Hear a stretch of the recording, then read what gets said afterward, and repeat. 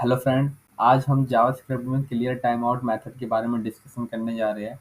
तो सबसे पहले हम देखेंगे कि इसकी डेफिनेशन क्या कहती है और उसके बाद हम इसके कुछ एग्जांपल देखेंगे अपने विजुअल स्टूडियो कोड में।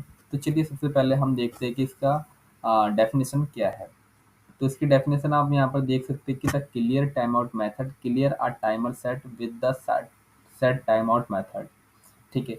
तो जो सेट टाइम आउट मेथड होता है, तो उसका जो हमारा टाइमर होता है उसको ये क्या करता है, क्लियर करता है।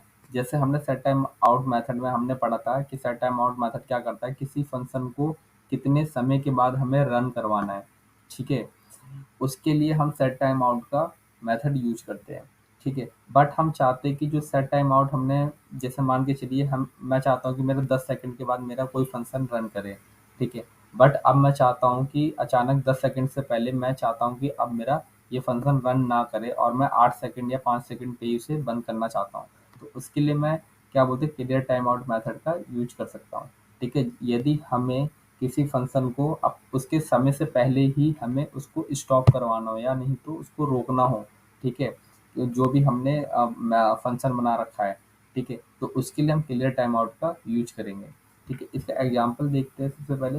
ठीक है। यहाँ पर मैंने सेट टाइम आउट का मेथड मैंने यूज कर रखा है, जिसके अंदर एक फंक्शन और एक टाइमर मैंने यूज किया है। ठीक है। टाइमर मिली सेकेंड में और फंक्शन इसके अंदर एक्स वाई जेड आप मान लीजिए। ठीक है। तो सेट टाइम आउट में क्या है कि इसमें कोई फंक्शन है मेरा, वो फंक्शन 10 सेकंड के बाद रन कर रहा है। ठीक है। ये फर्स्ट लाइन में हो गया। ठीक है। उसको मैंने क्या किया है, माई टाइम आउट के वेरिएबल के अंदर मैंने उसको स्टोर कर लिया है। ठीक है। अब मैं चाहता हूँ कि वो फंक्शन अचानक, मैं चाहता हूँ कि वो 10 सेकंड से पहले ही रुक जाए। तो इसके लिए मैंने क्लियर टाइम आउट मैंने यूज किया मेथड, और उस ब्रैकेट अराउंड ब्रैकेट के अंदर मैंने उस वेरिएबल का नाम लिख दिया जिसके अंदर मैंने सेट टाइम आउट मेथड को स्टोर किया था। ठीक है। तो माई टाइम आउट मैंने यहाँ पर मैंने लिख दिया राउंड ब्रैकेट के अंदर, क्लियर टाइम आउट के अंदर। ठीक है। तो उसके बाद क्या है कि जैसे ही मैंने क्लियर टाइम आउट मेथड को मैंने रन किया, जैसे बटन दबाया मैंने, तो क्लियर टाइम आउट मेथड हमारा रन किया और जो हमारा सेट टाइम आउट जो मेथड था वो क्या हुआ, स्टॉप हो गया। इसका मतलब क्या है कि जो फंक्शन हमारा रन करने वाला था 10 सेकंड के बाद, वो अब नहीं रन करेगा। ठीक है। तो अब हम चलते सीधा विजुअल स्टूडियो कोड में और इसके कुछ एग्जांपल देखते हैं। ठीक है। तो सबसे पहले मैं यहाँ पर एक एग्जांपल देखते हैं। ठीक है।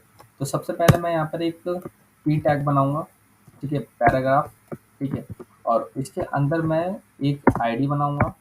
आईडी क्या होगी हमारी, आईडी का नाम हो गया मेरा ए। ठीक है। अब उसके बाद मैं स्क्रिप्ट टैग में जाऊंगा और स्क्रिप्ट टैग में एक फंक्शन बनाता हूँ। ठीक है। तो फंक्शन बनाने से पहले मैं यहाँ पर एक क्लियर टाइम आउट का मैं वो लिख देता हूँ। इसका क्या सिंटेक्स था हमारा, सेट टाइम आउट का। ठीक है। तो सबसे पहले सेट लिखा मैंने यहाँ पर, और सेट टाइम आउट यहाँ से मैंने लिख दिया, और उसके बाद मैं इसके अंदर लिखूंगा एक फंक्शन का नाम। फंक्शन का नाम हो गया मेरा यहाँ पर टाइम आउट।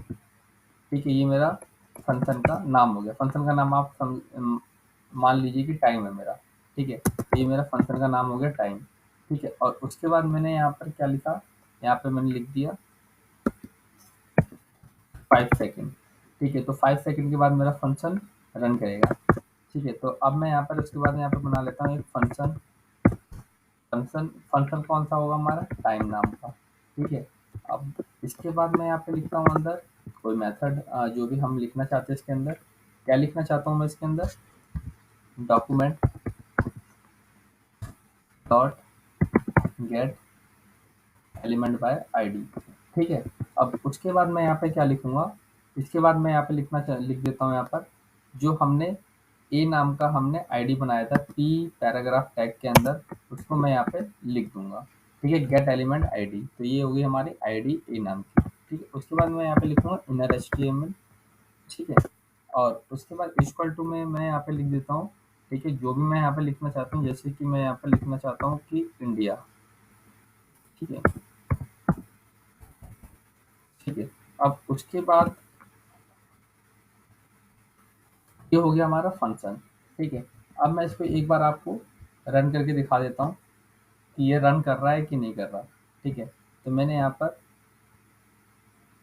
सेव किया, और उसके बाद मैं ओपन विद लाइव सर्वर करता हूँ यहाँ पर। ठीक है, हम 5 सेकंड का वेट करते हैं और उसके बाद देखते हैं कि यहाँ पर इंडिया आता है कि नहीं आता। ठीक है, तो यहाँ पर इंडिया आ चुका है। ठीक है, आप यहाँ पर देख सकते हैं डॉक्यूमेंट पे कि इंडिया आ गया है। ठीक है, अब मैं दूसरी चीज़ इसमें बताता हूँ कि अब मैं क्लियर टाइम आउट का कैसे यूज करूँगा। ठीक है, तो उसके लिए मैं सबसे पहले यहाँ पर बनाऊंगा एक बटन। ठीक है, मैंने यहाँ पे बटन टैग का यूज किया। अब बटन के अंदर मैं ऑन क्लिक मेथड का यूज करूँगा। ठीक है, और इसके अंदर मैं क्या लिखूँगा, जो भी मैं क्लियर टाइम आउट का जो मेथड होगा उसको मेरे को द प्रेस करना है, तो उसके लिए मैं यहाँ पर क्लियर टाइम आउट का जो वेरिएबल होगा उसको मैं यहाँ पे लिख देता हूँ। तो उससे पहले चलिए मैं क्लियर टाइम आउट मेथड को बना लेता हूँ। ठीक है, तो क्लियर टाइम आउट मेथड को पहले यहाँ पे लिखता हूँ क्लियर टाइम आउट। ठीक है, अब उसके बाद मैं यहाँ पे क्या लिखूँगा, अंदर इसके अंदर लिखूँगा मैं जो भी हमने सेट टाइम आउट मेथड को बनाया था। तो इसको सबसे पहले मैं एक स्टोर कर देता हूँ, वेर बी। ठीक है, तो मैंने इसको बी के अंदर मैंने सेट टाइम आउट को डाल दिया है। ठीक है, उसके बाद मैं यहाँ पे लिख देता हूँ बी। ठीक है, अब मैं क्या करूँगा, क्लियर टाइम आउट को मेरे को रन करवाना है, तो उसके लिए मैं इसको एक फंक्शन के अंदर स्टोर कर देता हूँ। तो फंक्शन के अंदर कैसे स्टोर करेंगे इसको, तो सबसे पहले मैं यहाँ पे लिख देता हूँ FUNCTION। ठीक है, फंक्शन का नाम मैं लिख देता हूँ यहाँ पे स्टॉप, और मैंने यहाँ पे लिखा राउंड ब्रैकेट, और उसके बाद यहाँ पर मैंने कर्ली ब्रैकेट लगाया और इसे मैंने कर्ली ब्रैकेट के अंदर मैंने क्या किया, स्टोर कर दिया। ठीक है, तो ये जो हमारा स्टॉप नाम का फंक्शन बना दिया, और फंक्शन के अंदर मैंने क्लियर टाइम आउट मेथड को मैंने कॉल कर दिया है बात दोबारा से। ठीक है, अभी क्या करेगा, जैसे ही मैं स्टॉप नाम के बटन को क्लिक करूँगा। ठीक है, अभी मैं यहाँ पर बनाता हूँ बटन।